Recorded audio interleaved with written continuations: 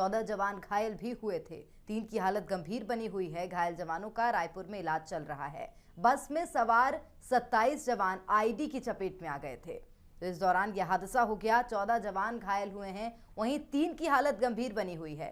घायल जवानों का रायपुर में इलाज चल रहा है। तो बड़ा नक्सली हमला था। डीआरजी के कई जवान शहीद भी हुए हैं। 14 जवान इस पूरे हमले में घायल हुए हैं। तस्वीरें बता रही हैं कि ये कितना भयानक ब्लास्ट था। मंगलवार शाम करीब 4 बजे के आसपास ये ब्लास्ट किया। उस वक्त 27 जवान बस में सवार होकर नारायणपुर अपने बेस कैंप लौट रहे थे। बस के सामने के हिस्से में ब्लास्ट हुआ है। इसकी वजह से आगे बैठे जवान इसमें शहीद हो गए।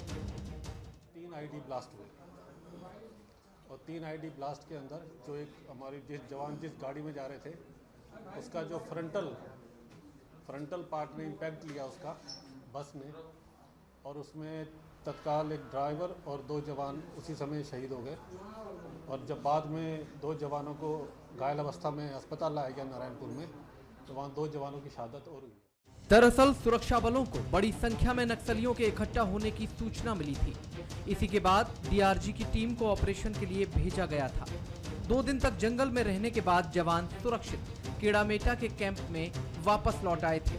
लेकिन नारायणपुर बेस कैंप लौटते वक्त जब बस बरोड़ा गांव के पास पुलिया से गुजरी, तो नक्सलियों ने एक के बाद एक 3 ब्लास्ट किए और ये कमांड ब्लास्ट था, यानी नक्सली आसपास मौजूद थे। आईडी से एक बहुत बड़ा एक्सप्लोजिव, आप सब जानते हैं कि ये बहुत बड़ा नुकसान करने का नक्सलियों का उन्होंने अपने हथियार बनाया हुआ है। और जगह जगह पे बूबी ट्रैप्स, आईडीज और स्पाइक्स प्लांट करते रहते हैं। हम यथासंभव सबको डी माइनिंग करके और अपने जो इंटेलिजेंस बेस से पता चलता है कहाँ पे स्पाइक्स हैं, बूबी ट्रैप्स हैं, उनको निकालते भी रहते हैं। काफ़ी बड़ी मात्रा में आईडीज़ को निकालने से काफ़ी हमने ऐसी इंसिडेंट्स बचाए भी हैं। बट इस अनफॉर्चुनेट कहीं कहीं पर हम लोग ऐसे ट्रैप भी हो जाते हैं। ट्रैप तो नहीं कहूँगा, लेकिन ऐसा इंसिडेंट हुआ है। तो अब इसकी जांच में क्या आएगा वो पता चलेगा कि हमारी जवानों की जो इन्फॉर्मेशन थी वो क्या उनको पहले से पता था, या वो आईडीज़ का उनका प्लांट कब किया, पुराना आईडी प्लांट था जो उस समय ट्रिगर ऑफ हुआ, कमांड आईडीज़ था। ये अभी घटनास्थल का मुआयना जब सबमिट करेगी पार्टी तो पता चलेगा। ब्लास्ट के बाद बस एक गड्ढे में जा गिरी। प्रधान आरक्षक पवन मंडावी, जयलाल उइके, आरक्षक सेवक सलाम, चालक करण देहारी और सहायक आरक्षक विजय पटेल शहीद हुए हैं, जबकि 9 जवान घायल हुए। घटना को पुलिस महकमे ने गंभीरता से लिया है। डीजीपी समेत आला अधिकारी बुधवार को घटनास्थल का मुआयना करेंगे। कुल मिला के आप कह सकते हो कि बेहद कायराना हरकत है। वहाँ पे जो हमारे 5 शहीद हुए हैं उनको श्रद्धांजलि दी जाएगी। नारायणपुर जाएंगे, हमारे साथ नक्सल डीजी भी जाएंगे। उसके बाद वहाँ पर श्रद्धांजलि कार्यक्रम के बाद फिर थोड़ा अधिकारियों के साथ बैठक लेके पूरी स्थिति की समीक्षा करेंगे और क्या आगे की रणनीति उस पर विचार। इस घटना ने एक बार फिर नक्सलियों के दोगले रवैये को उजागर किया है। कुछ दिनों पहले ही नक्सली संगठनों ने सरकार के सामने बातचीत का प्रस्ताव रखा था और अब इस घटना को अंजाम देकर नक्सलियों ने बातचीत के सारे रास्ते बंद कर दिए हैं। जगदलपुर से प्रशांत के साथ मोहन तिवारी, बंसल न्यूज, रायपुर। वहीं पखांजूर में गढ़चिरौली पुलिस के सामने 4 नक्सलियों ने सरेंडर किया है। 3 पुरुष, 1 महिला नक्सली ने सरेंडर किया है। बमरागढ़ दलम कमांडर दिनेश नेताम का सरेंडर हुआ है। वहीं छत्तीसगढ़, महाराष्ट्र में कई हिंसक गतिविधियों में ये शामिल थे। पुनर्वास नीति से प्रभावित होकर आत्मसमर्पण किया है नक्सलियों ने।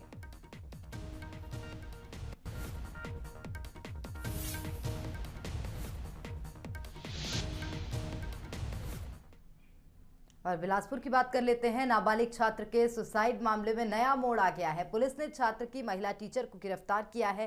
टीचर पर फिजिकली और मेंटली हैरेस करने का आरोप है। सुसाइड से पहले छात्र ने सोशल मीडिया पर पोस्ट किया था। छात्र ने घर पर फांसी लगाई थी। पुलिस ने महिला टीचर के खिलाफ मामला दर्ज कर लिया है। तोरवा थाना क्षेत्र के देवरी खुर्द का ये मामला बताया जा रहा है। छात्र के सुसाइड को लेकर अब एक नया मोड़ सामने आया है। पुलिस ने टीचर को गिरफ्तार किया है।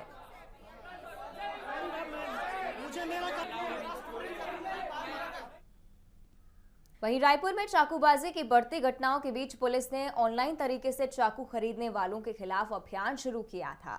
कहा गया था कि जिन्होंने ऑनलाइन तरीके से चाकू मंगवाए वो थाने में इन चाकू को जमा करें। अभियान का असर पहले भी हुआ और अब मंगलवार को 318 चाकू राजधानी के अलग अलग थानों में जमा करवाए गए।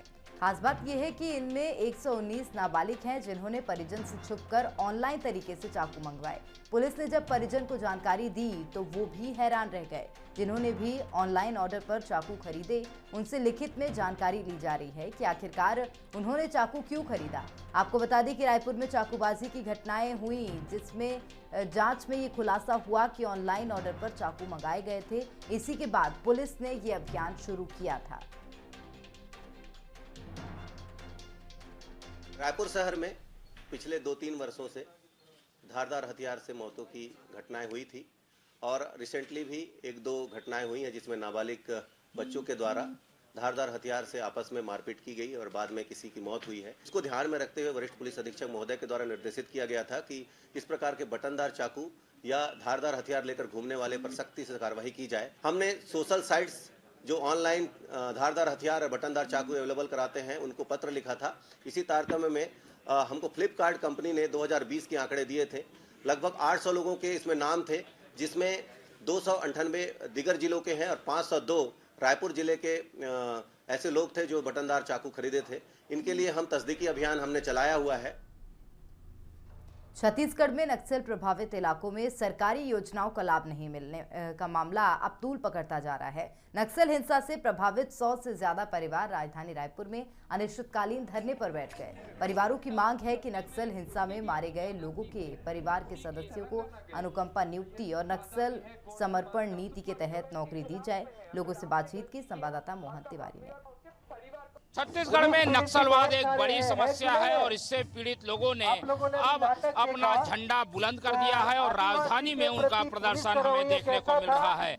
ये वो दृश्य है जिसमें छत्तीसगढ़ राज्य के नक्सल पीड़ित परिवार अनिश्चितकालीन धरने पर बैठे हुए हैं। जहां पर ये धरना चल रहा है वहां का ये दृश्य है जहां आप देख सकते हैं बड़ी संख्या में जो नक्सल हिंसा से पीड़ित लोग हैं जिन्हें सरकार से भी न्याय नहीं मिल रहा है उन्होंने अब अपना धरना शुरू कर दिया है। हम लोग सर नक्सल पीड़ित परिवार से हैं।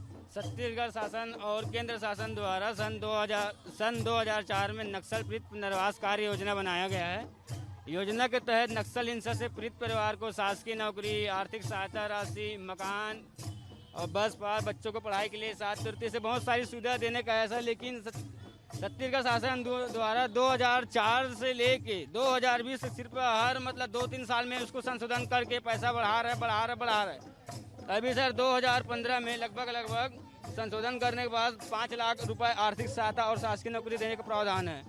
लेकिन छत्तीसगढ़ शासन द्वारा संशोधन के अनुसार किसी को कोई सहायता राशि नहीं दे रहा है, ना किसी का कोई सुविधा का संपूर्ण लाभ नहीं दे रहा है। इसके लिए अभी सुकमा जिला, बीजापुर, कोंडागांव, नारायणपुर, राजनाथ गांव, कांकेर, ये सभी जगह से नक्सल पीड़ित परिवार यहाँ आए हुए हैं। तो सभी नक्सल पीड़ित किसी को भाई को मार दिए, किसी को पापा को मार। चाहते हो आप लोग क्या चाहते? हम चाहते हैं सर जो योजना बनाए हैं योजना का संपूर्ण लाभ नक्सल पीड़ित परिवार को मिलना चाहिए। हिंसा से पीड़ित लोगों को मिलनी चाहिए वो बिल्कुल नहीं मिल पा रही और इसीलिए पहले जिले स्तर पर प्रदर्शन किया गया, बस्तर में प्रदर्शन हुआ और उसके बाद अब ये सारे लोगों ने राजधानी का रुख किया है और इनकी एक ही मांग है कि सरकार ने इनके लिए जो नीति बनाई है उसका सही इम्प्लीमेंट हो ताकि नक्सल हिंसा से पीड़ित लोगों को न्याय मिल सके।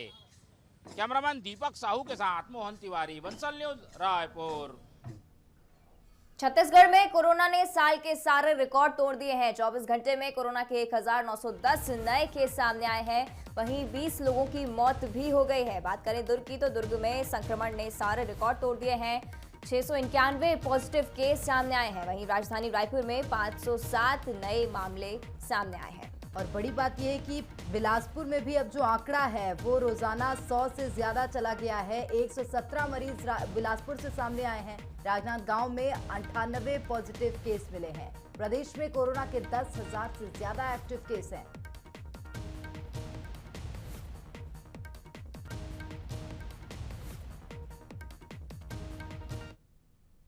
और अब जिस प्रकार से कोरोना ने सारे रिकॉर्ड तोड़े हैं, बढ़ते कोरोना संक्रमण के बीच दुर्ग में प्रशासन सख्त नजर आ रहा है। होली को लेकर कलेक्टर ने नई गाइडलाइन जारी की।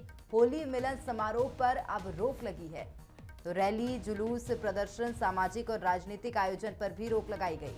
शादी समारोह में 50 लोग ही शामिल हो सकेंगे। 23 मार्च से 10 अप्रैल तक ये आदेश प्रभारी रहेगा। तो जिस तरह से कोरोना लगातार बढ़ रहा है, इस बीच नई गाइडलाइंस जारी हुई है। होली मिलन समारोह पर रोक लगाई गई है और अब शादी समारोह में भी सिर्फ 50 लोग ही शामिल हो सकेंगे।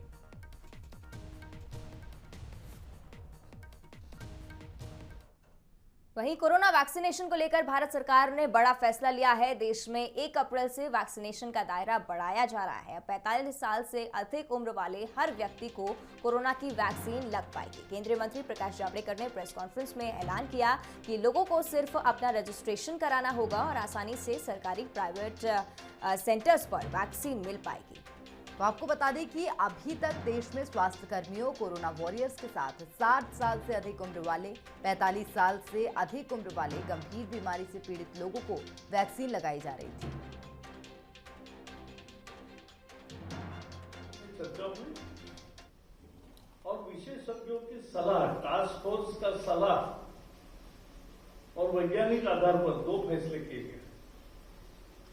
पहला फैसला ये कि 1 अप्रैल के बाद 45 से ऊपर कोई भी हो जिसको बीमारी है या नहीं है, सबको वैक्सीन उपलब्ध होगा। उसके लिए उसे अब कोई दाखिला लाने की, सर्टिफिकेट लाने की जरूरत नहीं है। 45 उम्र है उसको मिलेगा, 45 से ऊपर। तो ये एक बड़ा बेस की तरफ हम जा रहे हैं। और दूसरा भी निर्णय लिया वैज्ञानिक आधार पर टास्क फोर्स के सलाह से कि जो वैक्सीन के दरमियान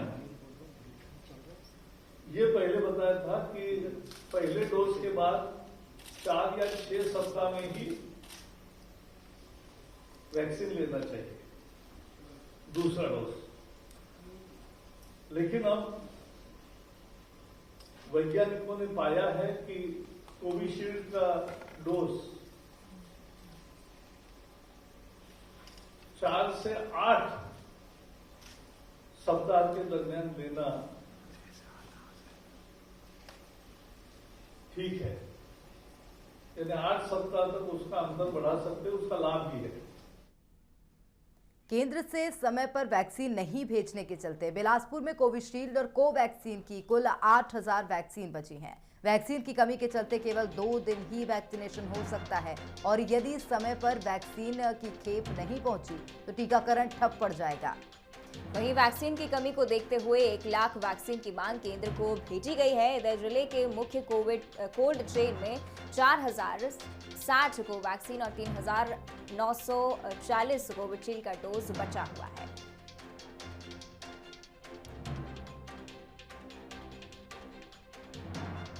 ठीक है, हमारे यहाँ भी तो 1 लाख से ऊपर को वैक्सीनेशन हो गया है। फ्रंट लाइन और जो हेल्थ वर्कर और जो 60 साल के ऊपर और 45 से 59 साल के जो है उनको 1 साल चल रहा है।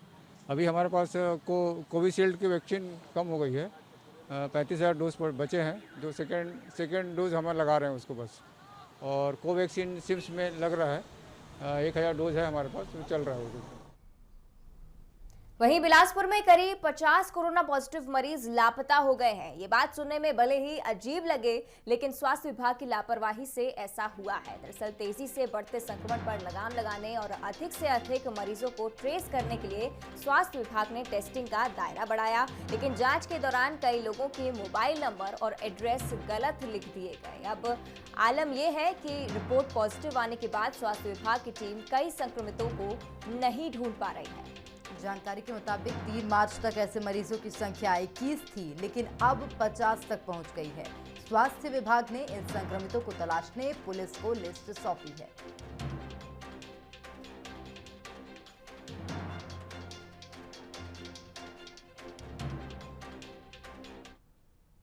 और बिलासपुर में होलिका दहन को देखते हुए नगर निगम ने एक नई और अच्छी पहल की शुरुआत की है। निगम ने होलिका दहन में लकड़ी की जगह गोकाष्ठ उपलब्ध करा रहा है और लोगों को गोकाष्ठ से होलिका दहन के लिए प्रेरित कर रहा है। ज़्यादा से ज़्यादा लोग इसका यूज़ करें, इसके लिए निगम इसकी होम डिलीवरी भी कर रहा है। नगर निगम के 70 वार्डों में 500 से ज्यादा स्थानों पर होलिका दहन किया जाता है, जिसमें बड़े पैमाने पर लकड़ी जलाई जाती है। अधिकारियों की माने तो इसके लिए 4 शहरी गौठानों में करीब 300 क्विंटल गोकाष्ठ तैयार कर लिए गए हैं। इसे लेकर लोगों का रिस्पांस भी बेहतर मिल रहा है।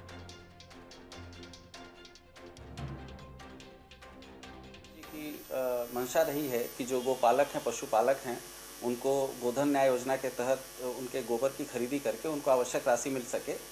तो इस संबंध में जो भी हम गोपालकों से, जो पशुपालक हैं, उनसे जो गोबर खरीदे हैं, उनको हमारे 4 गोठानों में हम विभिन्न प्रकार के उपयोगी पदार्थों में बदल रहे हैं।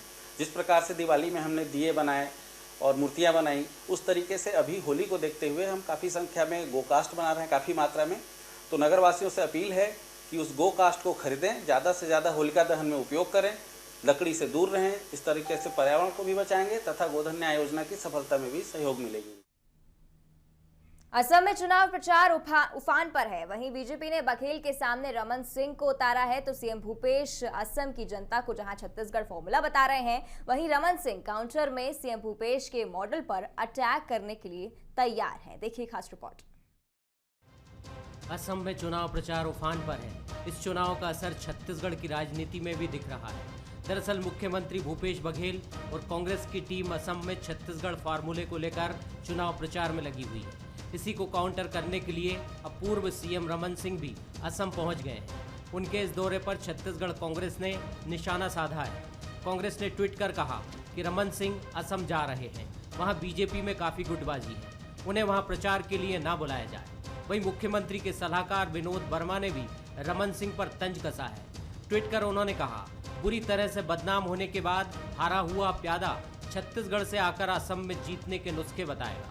रमन सिंह काट की ऐसी हांडी है जिसे उतारा जा चुका है। मुख्यमंत्री बघेल ने भी रमन सिंह पर निशाना साधा। उसी प्रकार से जैसे छत्तीसगढ़ में ठगा गया था यहाँ के किसान, 2100 रुपया देंगे, 300 रुपया बोनस देंगे, आदिवासियों को नौकरी देंगे, उसी प्रकार से वहाँ भी ठगी हुई है। तो लोग ठगा हुआ महसूस कर रहे हैं। और हम लोगों ने यही कहा जो छत्तीसगढ़ में हमने किया है, जो ऋण माफ़ी की, जो 2500 रुपये धान खरीदने की बात हुई थी, 4000 बोरा तेंदुपत्ता खरीदने के बाद 400 रुपये की बिजली बिल आधा, 35 किलो चावल प्रत्येक गरीब परिवार को, ये सब जो बातें बता रहे हैं, तो लोगों को एक विश्वास जम रहा है कि जब छत्तीसगढ़ में कांग्रेस सरकार कर रही है तो यहाँ भी उसी प्रकार से लाभ आम जनता को मिलेगा। ये छत्तीसगढ़ के पूर्व सीएम रमन सिंह 4 दिनों के असम दौरे पर हैं। अगले 3 दिनों तक चुनावी सभाओं और रैली में शामिल होंगे। पूर्व मुख्यमंत्री असम में सीएम भूपेश बघेल के खिलाफ मैदान में ताल ठोकेंगे। रमन सिंह ने कहा कि वो जन घोषणा पत्र के वायदे सीएम भूपेश को याद दिलाएंगे। मुझे लगता है कि ये पूरा अभियान जिस प्रकार मुख्यमंत्री ने असम में जाके छत्तीसगढ़ की उन बातों का जिक्र किया जो वादा खिलाफी छत्तीसगढ़ में हुआ है, और उसके बड़े बड़े वहाँ पे असम में छत्तीसगढ़ मॉडल बताया, तो मैं बताऊंगा जाके कि छत्तीसगढ़ मॉडल इस 2-2.25 साल में क्या बनाया है। और जितने चुनाव में घोषणा पत्र 36 किए थे, उन घोषणा पत्र के विपरीत छत्तीसगढ़ में काम हुआ है। आज चुनाव जरूर असम में हो रहे हैं, लेकिन छत्तीसगढ़ और यहाँ के मुद्दे असम में छाएंगे, इसमें कोई दो राय नहीं है।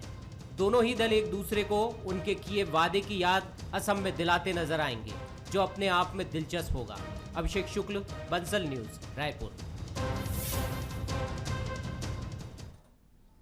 छत्तीसगढ़ में राजीव गांधी न्याय योजना के तहत सरकार ने किसानों को 4 किश्तों में 5,628 करोड़ की राशि का भुगतान किया है। अब कांग्रेस इस योजना को भुनाने में जुट गई है। कांग्रेस ने इस बात को जन जन तक पहुंचाने के लिए बूथ लेवल तक अभियान चलाने का फैसला किया है। वहीं बीजेपी इस अभियान को ढकोसला करार दे रही है।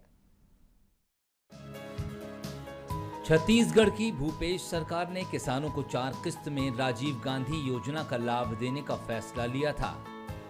योजना के तहत चौथी किस्त भी किसानों के खाते में डाल दी गई है। अब तक कुल 5,628 करोड़ रुपए किसानों के खाते में डाले जा चुके हैं। ये राशि समर्थन मूल्य पर धान बेचने वाले किसानों को अतिरिक्त दी गई है। इस बात को जन जन तक पहुंचाने के लिए कांग्रेस ने अभियान चलाने का फैसला लिया है। हर जिले में प्रेस कॉन्फ्रेंस कर इसकी शुरुआत की जा चुकी है। इसके बाद अब ब्लॉक स्तर से बूथ स्तर तक प्रचार अभियान चलाने की तैयारी है, जिसमें किसानों को बताया जाएगा कि केंद्र की अड़ंगेबाजी के बावजूद इतनी बड़ी राशि और सौगात उन्हें देने का काम कांग्रेस की सरकार ने किया है। भाजपा सरकार ने, केंद्र सरकार ने कहा था कि 2022 तक किसानों की आय दुगनी करेंगे। कैसे करेंगे अब तक कुछ अता पता नहीं है। यह भी कहा था कि समर्थन मूल्य पर जो किसानों के धान की खरीदी है वो की जाएगी, उस दिशा में भी कुछ नहीं किया। दूसरी ओर छत्तीसगढ़ की कांग्रेस सरकार किसानों के हित में न केवल समर्थन मूल्य पर खरीद कर रही है, बल्कि राजीव गांधी किसान न्याय योजना के द्वारा धान उगाने वाले किसानों को, गन्ना उगाने वाले किसानों को, मूंग उगाने वाले किसानों को, सबको प्रोत्साहन राशि भी दे रही है। छत्तीसगढ़ के सभी जिलों में इस प्रकार की प्रेस वार्ता आयोजित की जा रही है, जिससे कि राजीव गांधी किसान न्याय योजना के माध्यम से लाभान्वित होने वाले किसानों का पक्ष रखा जा सके और भाजपा को बेनकाब किया जा सके। जो वो राज्य विरोधी, किसान विरोधी बयान लगातार भाजपा के नेता जारी कर रहे हैं और कह रहे हैं, जबकि उनके केंद्रीय नेतृत्व पीयूष गोयल जी राजीव गांधी किसान न्याय योजना को बोनस मानकर छत्तीसगढ़ की सरकार को काम करने पर हमेशा व्यवधान पैदा कर रहे हैं। रमन सिंह जी, विष्णुदेव साय जी और धर्मलाल कौशिक जी को यह स्पष्ट करना चाहिए कि वो राजीव गांधी किसान न्याय योजना के पक्ष में है कि उसका विरोध करते हैं। इधर बीजेपी ने कांग्रेस के इस कदम को राजनीति से प्रेरित बताया है। बीजेपी का कहना है कि एक मुश्त दी जाने वाली राशि 4 किस्तों में दी गई है, लिहाजा इसका ब्याज भी किसानों को दिया जाना चाहिए। किस्तों में राशि दिए जाने से किसानों में नाराजगी है, क्योंकि ये जो न्याय योजना है, ये न्याय योजना नहीं होकर अन्याय योजना है कि आपने 2500 रुपए एक साथ कहने के लिए कहा था और आप उसको 4 किस्तों में देना, इसका हमारे लिए कोई उपयोग नहीं है। हमको पंप का कनेक्शन नहीं मिल रहा है, हमको बीज की सब्सिडी नहीं मिल रही है, हमको इक्विपमेंट्स की सब्सिडी नहीं मिल रही है, हमको नेट सेट हाउस नहीं मिल रहा है, हमको ड्रिप स्प्रिंकलर नहीं मिल रहा है, हमारा धान 1 महीने में 5-5 किलो सूख गया, बाहर जाने का पैसा अभी तक नहीं मिला है। जिस राजीव गांधी न्याय योजना के तहत किसानों को लाभ देने की वजह से राज्य सरकार का चावल का कोटा कट गया, उसका लाभ कांग्रेस को मिले, इसके लिए पार्टी अभियान चला रही है। हालांकि बीजेपी का दावा है कि इससे कोई फर्क नहीं पड़ेगा, क्योंकि किसानों में नाराजगी है। कांग्रेस को फायदा मिलेगा या फिर बीजेपी का दावा सच होगा, ये तो आने वाला वक्त ही बताएगा। लेकिन ये तय है कि कुछ दिनों तक राजीव गांधी न्याय योजना पर सियासत जरूर होगी। मोहन तिवारी, बंसल न्यूज,